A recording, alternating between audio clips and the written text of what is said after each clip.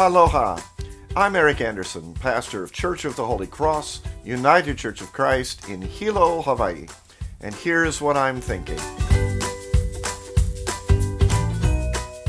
This coming Sunday is Palm Sunday, the beginning of Holy Week. So I'm thinking about the 21st chapter of Matthew's Gospel, Jesus' triumphant entry into Jerusalem.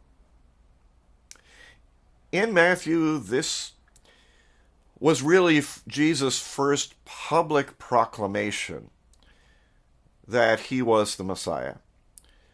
He had discussed it with his disciples. Others had speculated about it. But here, Jesus actually did something that people would recognize as a messianic claim. Here, Jesus did something that people would recognize as the act of a king. It was still a somewhat peculiar choice.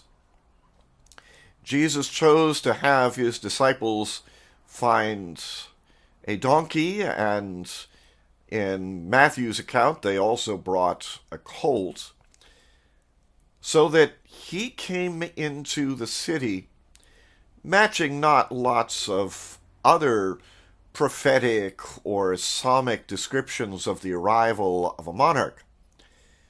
Instead, he emulated a prophecy of Zechariah. Your king comes to you humble and mounted on a colt, the foal of a donkey. It is possible, even likely, that on the other side of the city, another procession, similar but much grander, was going on. The Roman governor, Pontius Pilate, would have entered Jerusalem at about this time, his annual visit to coincide with the Passover. That would have included trumpets. That would have included marching soldiers. That would have included the governor mounted on a great big horse.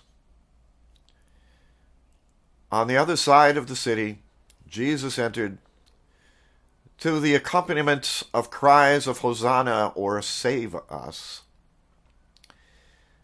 His humble beast strode over people's cloaks and branches that they laid in the road. It was a distinct, dramatic, and telling contrast to what would have happened on the other side of the city.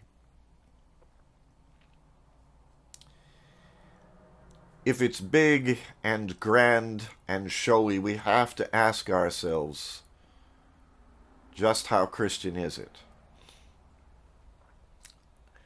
I come out of a tradition which includes significant influence from the Puritan part of the Protestant Reformation. And the Puritans, in addition to concerns about clothing and modesty and all the rest of it, were very concerned about humility. Not always, I grant you, once they got into power. Jesus, even as he made a proclamation of power, did so in the humblest way possible. The 21st century, since Jesus, so far at least, it is not a humble age. It is not an age that values humility. It is not an age that rewards humility. Pride and hubris get the attention. Pride and hubris get the rewards. But pride and hubris are not the ways of Jesus. They are not or should not be the ways of Jesus' followers. Let us come into this Holy Week faithfully following the one upon a colt, the foal of a donkey, humble and coming to us and hearing our cries of Hosanna, save us, help us. This is our prayer, O Jesus.